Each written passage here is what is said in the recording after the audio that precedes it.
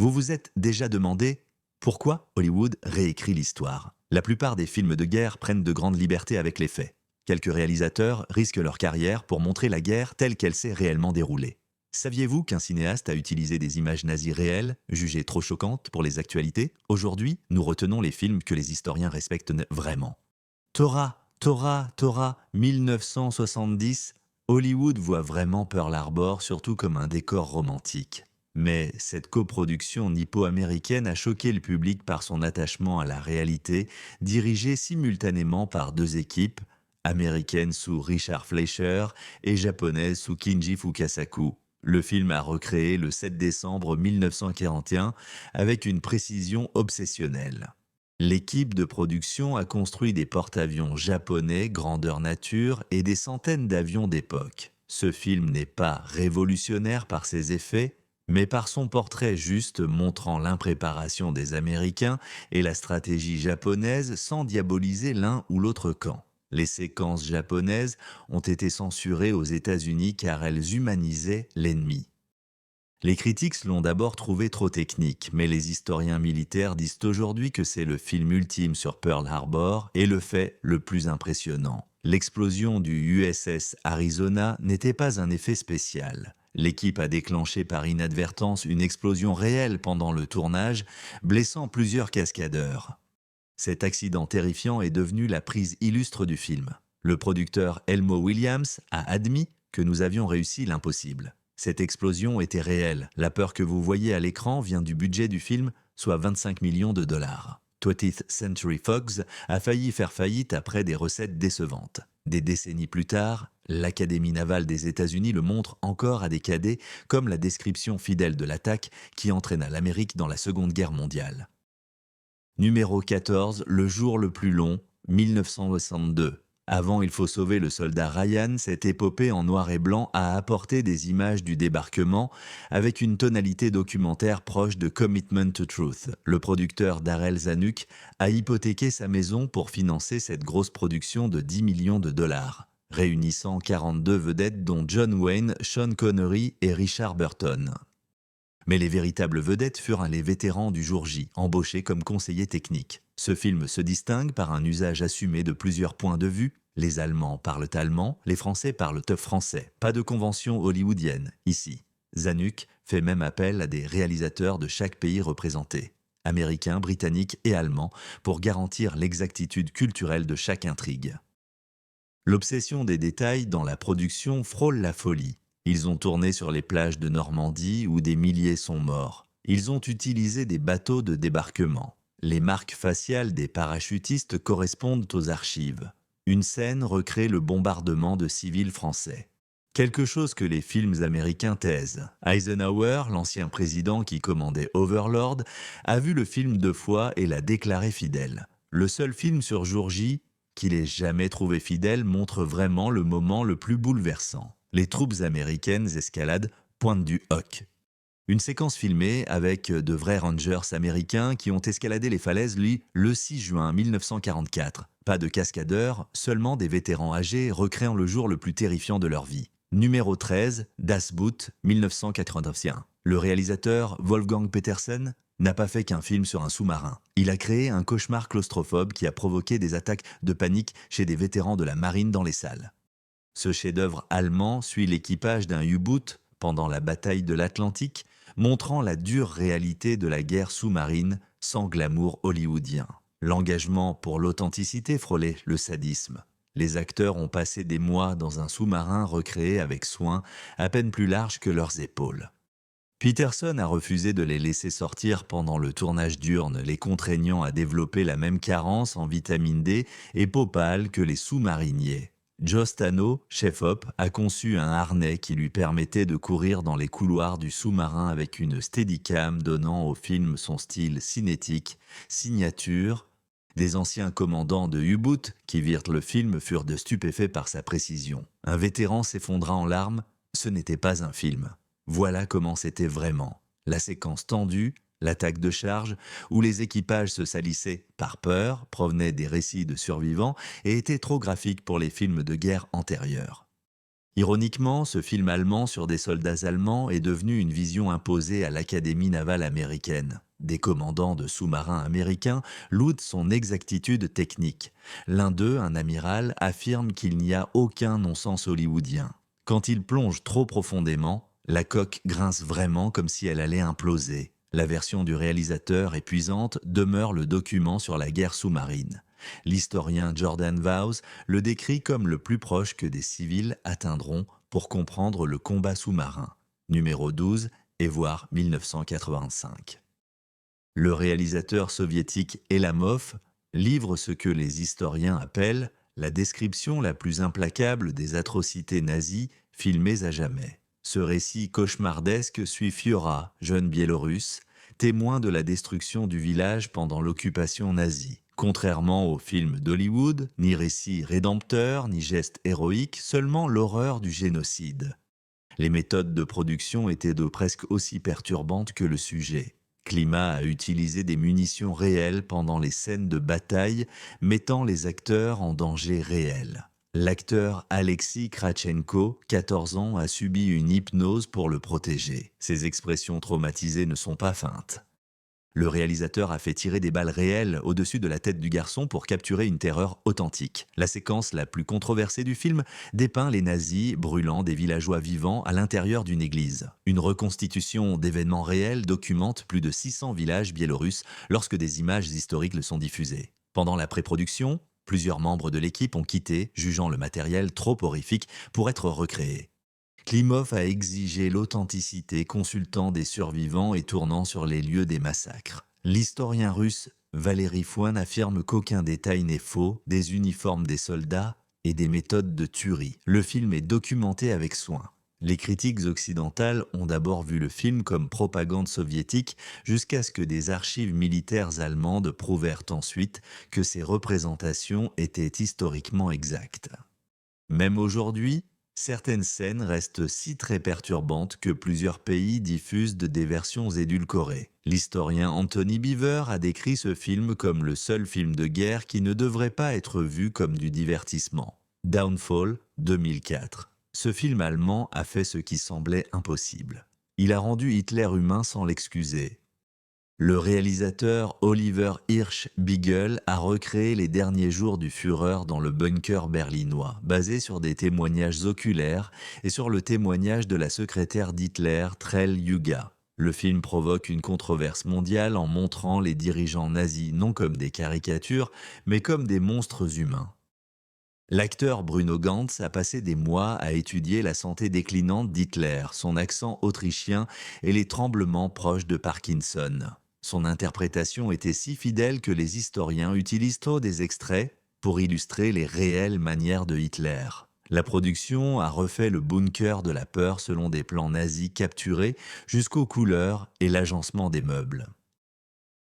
La scène la plus controversée du film, le suicide d'Hitler, a été conçue après avoir interrogé le dernier témoin survivant qui a découvert les corps et même la méthode du cyanure tout en tirant une arme à feu. Elle reflète le consensus historique le plus récent plutôt que des récits antérieurs simplifiés. L'historien allemand Hans-Ulrich Weiler l'a qualifié de la représentation la plus fidèle des derniers 6 jours d'Hitler dans n'importe quel médium.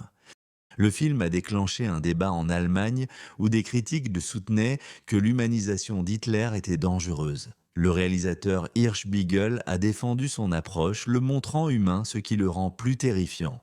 Les monstres ne naissent pas s'ils se font. La vision des pactes suicidaires nazis et du meurtre d'enfants demeure dure à voir. Bien que Downfall soit devenu un générateur de mèmes sur Internet, Deborah Lipstadt, historienne de l'Holocauste, appelle cela un visionnage essentiel pour comprendre comment les Allemands moyens ont suivi Hitler dans la folie. Numéro 10, DKI 2017. Christopher Nolan a réinventé le film de guerre en ne retenant que l'expérience brute de la survie. Contrairement à la plupart des épopées, Dunkerque n'a que peu de dialogue et aucune scène réelle où des généraux déplacent des pièces sur des cartes. Cette focalisation sur l'expérience immédiate reflète les récits authentiques des soldats sur l'évacuation où la plupart n'avaient aucune idée du sens d'un plan. L'engagement de Nolan pour l'exactitude frôla l'obsession.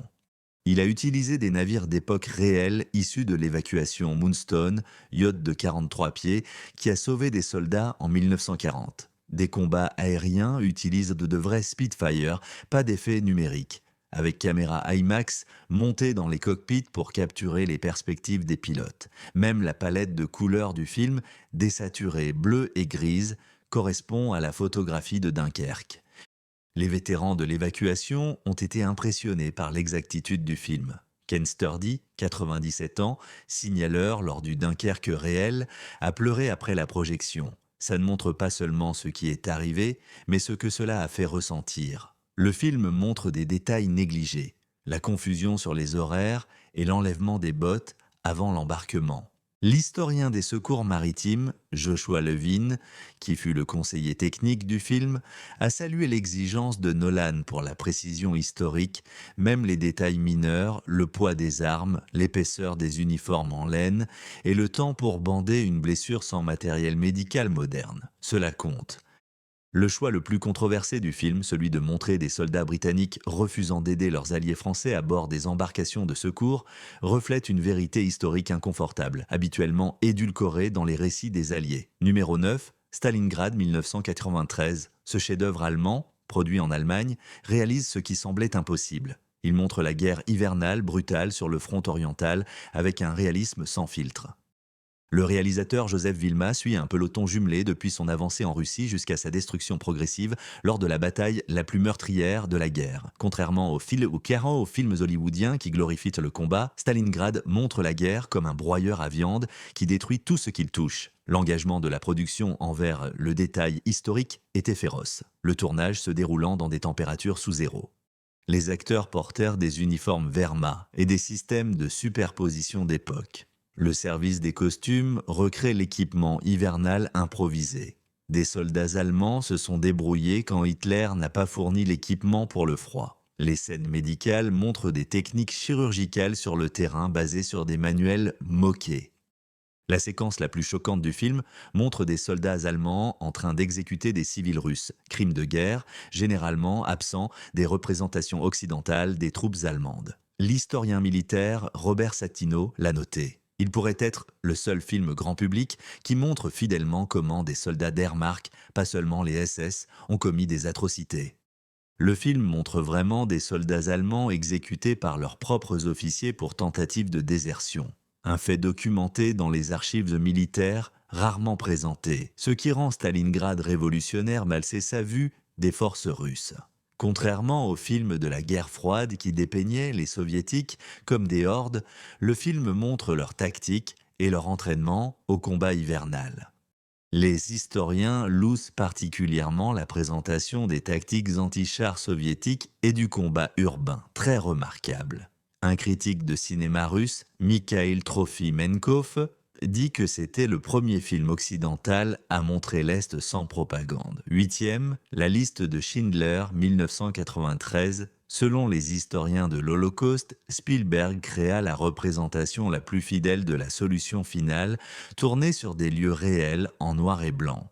À Cracovie, le film reconstitue la liquidation du ghetto juif et les opérations au camp de concentration de Płaszów avec une précision documentaire. L'attention portée par la production aux détails historiques était sans précédent. Le film a utilisé l'usine d'Oskar Schindler.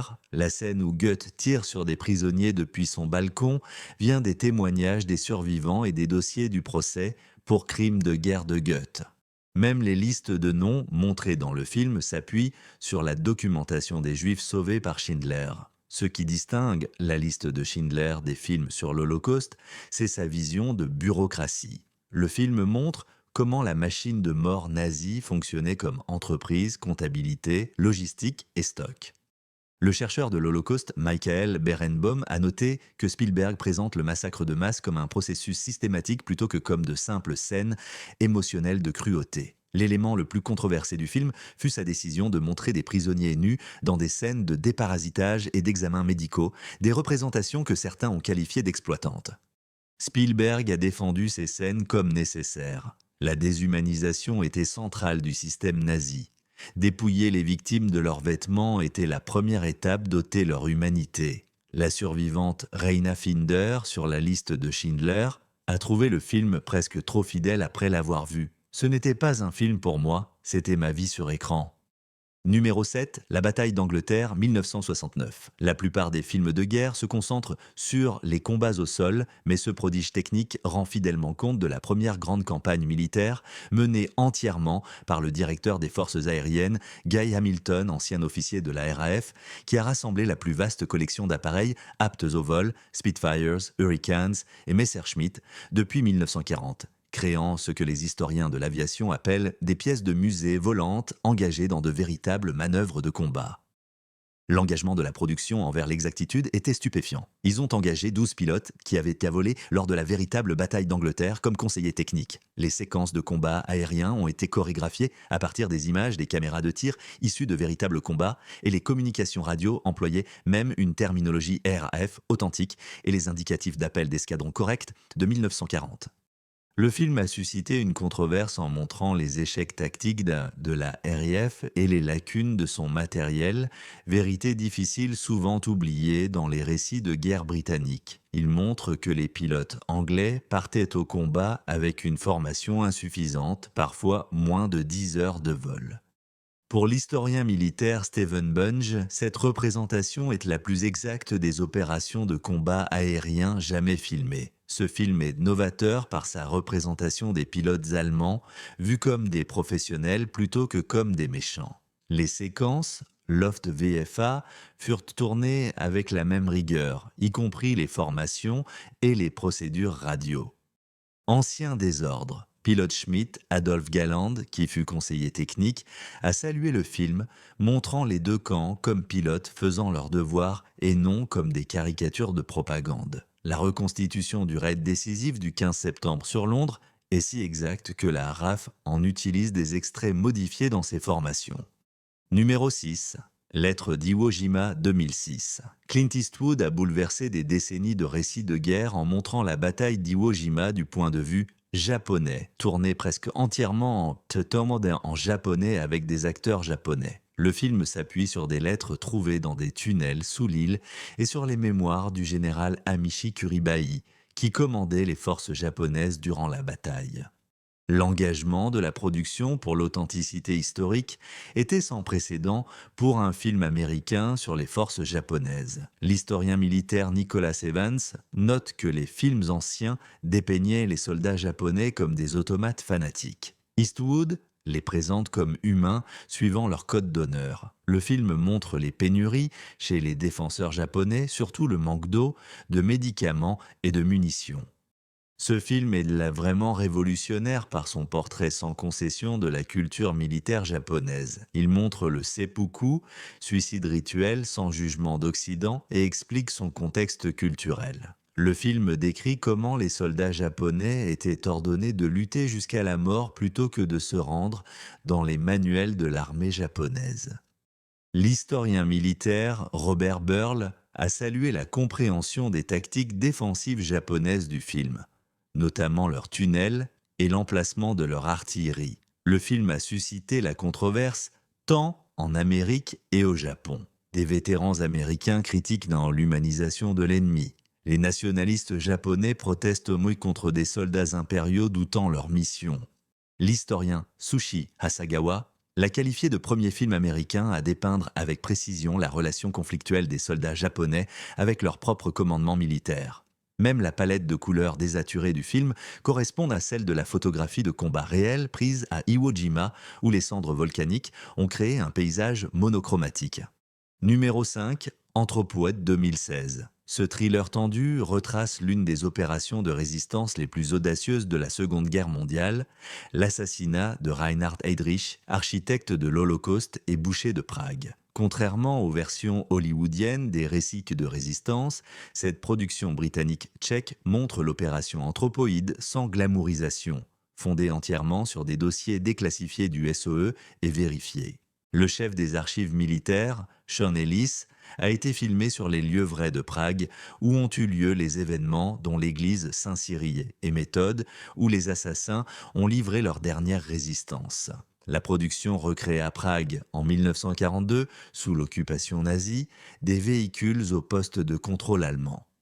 Même les armes employées, y compris les Sten anglais modifiés qui se sont enrayés lors de la tentative d'assassinat, étaient des répliques exactes de celles relevées dans les rapports opérationnels. Le film est sans concession sur les représailles nazies et montre ces actes. Après la mort d'Edrich, Hitler ordonna la destruction du village Lid. Le film montre en détail cette atrocité, y compris l'exécution de tous les hommes et la déportation des femmes vers des camps de concentration. Des événements souvent omis des récits de résistance qui ne retiennent que l'héroïsme. L'historien Callum MacDonald l'a vraiment bien décrit comme le premier film équilibrant résistance et coût civil. Ce qui rend Anthropo révolutionnaire, c'est sa représentation du traumatisme psychologique. Contrairement aux résistants glamourisés par Hollywood, les assassins Joseph Gabčík et Jan Kubiš ont connu anxiété et doutes extrêmes. Le film montre leurs crises de panique et leurs effondrements, des détails confirmés par les rapports du SOE. L'historien tchèque Vic Kinkel loue le réalisme psychologique du film, montrant que les résistants n'étaient pas des super-héros, mais des hommes ordinaires sous pression extrême. Numéro 4, La ligne rouge, 1998. Alors que la plupart des films du Pacifique privilégient les gestes de bravoure, Terrence Malick offre ce que les historiens appellent l'image la plus fidèle de la psychologie de la jungle jamais filmée.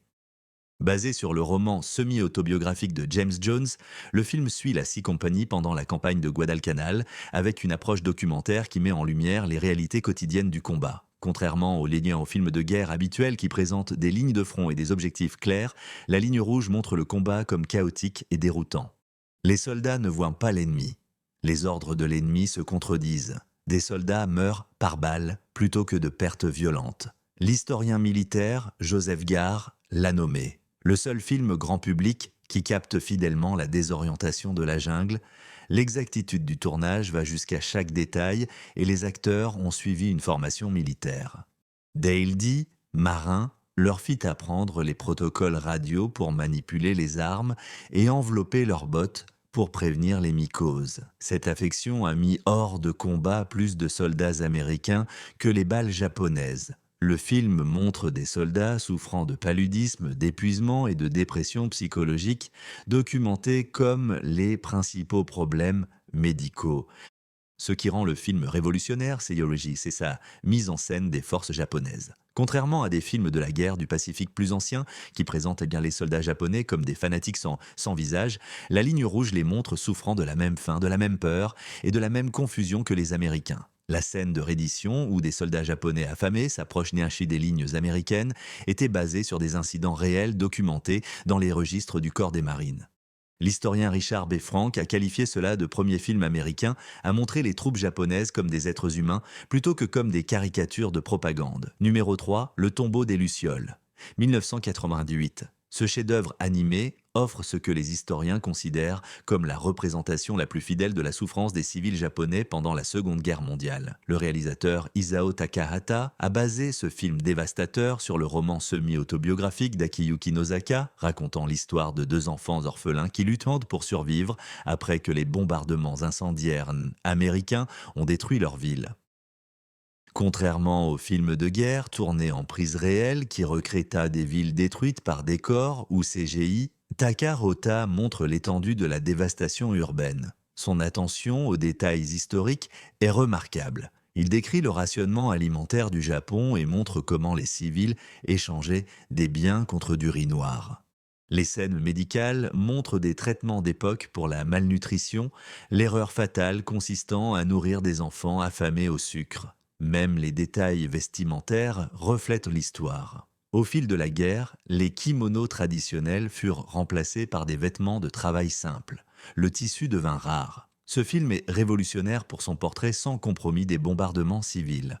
La séquence incendiaire montre comment fonctionnaient les armes américaines, créant des tornades de feu hors de contrôle qui dévorèrent des quartiers entiers. L'historien Michael S. Cherry l'a jugé plus fidèle que toute représentation filmique des bombardements stratégiques. Le film montre des civils cherchant refuge dans des citernes d'eau. Ils bouillent lorsque les citernes se réchauffent. Un détail horrifique consigné dans des témoignages réels de survivants. Le film a suscité la controverse au Japon comme en Amérique. Certains critiques japonais l'ont qualifié de propagande anti-guerre, alors que des spectateurs américains se demandaient s'il minimisait l'agression militaire japonaise. Le réalisateur Takahata, qui a survécu au bombardement d'Okayama lorsqu'il était enfant, a défendu son approche. Je voulais montrer ce qui arrivait aux Japonais ordinaires qui n'avaient pas voix au chapitre dans la guerre. L'historien John Dower a loué le film pour montrer le coût humain de la victoire rarement reconnu dans les récits occidentaux. Deuxième point, Son of Saul, réalisé en 2015 par le Hongrois Laszlo Nemes, a révolutionné le cinéma sur l'Holocauste. Avec ce chef-d'œuvre claustrophobe suivant un sonderkommando juif contraint de travailler dans les chambres à gaz d'Auschwitz-Birkenau. Contrairement aux films antérieurs sur l'Holocauste qui sentimentalisaient ou exploitèrent la souffrance, Son of Saul utilise une cinématographie à mise au point étroite et à faible profondeur de champ qui imite la vision tunnel psychologique que les survivants décrivaient développer pour préserver leur équilibre mental. Le souci de précision historique de la production était absolu. Le décor du crématorium ADE a été recréé d'après les plans tirés des archives des SS et des témoignages de survivants. Le film montre les procédures exactes employées dans les camps mortels, depuis la salle de douche trompeuse jusqu'à la méthode précise d'élimination des corps, et même la cacophonie multilingue qui enveloppe l'écran. Des personnages parlant hongrois, yiddish, allemand, polonais, russe et grec reflètent l'environnement linguistique réel d'Auschwitz, où les victimes, venues de toute l'Europe, étaient traitées.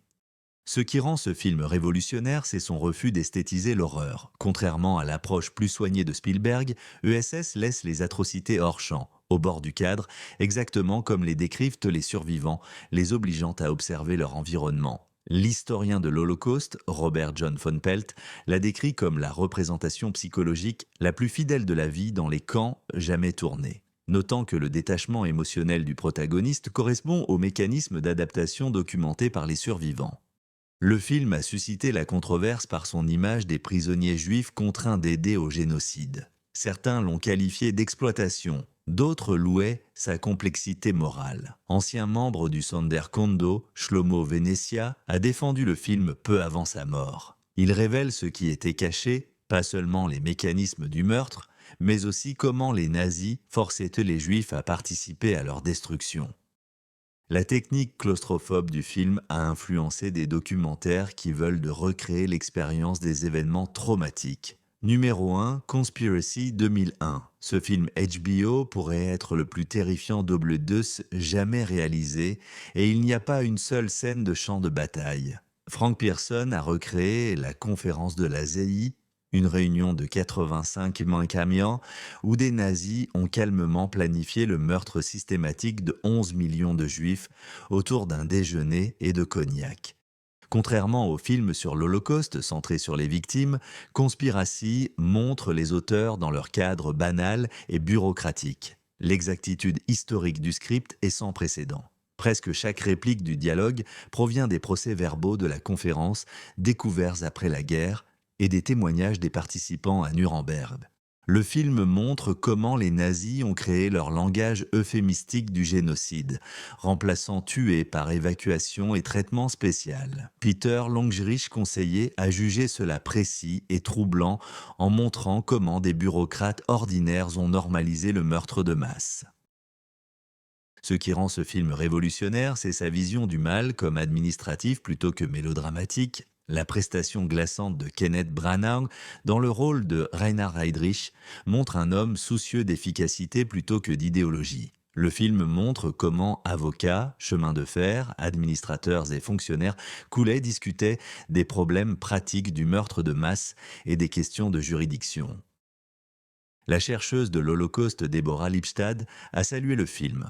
Il montre le génocide comme un procédé administratif et non une explosion d'émotions. L'aspect le plus troublant est sa description des luttes internes de la NIAS. Divers départements se disputent le pouvoir sur la question juive, motivés par l'avancement plutôt que par la haine. Cette concurrence institutionnelle a accéléré le génocide, un fait historique souvent négligé dans des portraits plus simplistes. L'historien Christopher Browning a noté que le film montre que l'Holocauste n'était pas ordonné du haut vers le bas, mais qu'il a émergé d'une initiative bureaucratique au sein des rangs intermédiaires. Chaque bureau cherche vraiment à prouver son efficacité. Des suicides en bunker jusqu'à la planification bureaucratique d'un génocide, ces films refusent d'atténuer le chapitre le plus sombre de l'histoire. L'exactitude brute sert-elle la justice ou nourrit-elle notre voyeurisme? Quel film vous a vraiment le plus choqué par sa réalité sans filtre? Y a-t-il d'autres films de guerre historiquement précis qui méritent d'être reconnus? Partagez vos pensées et dites-nous, préférez-vous les mensonges hollywoodiens ou la vérité historique dans ses détails perturbants? Si le débat continue,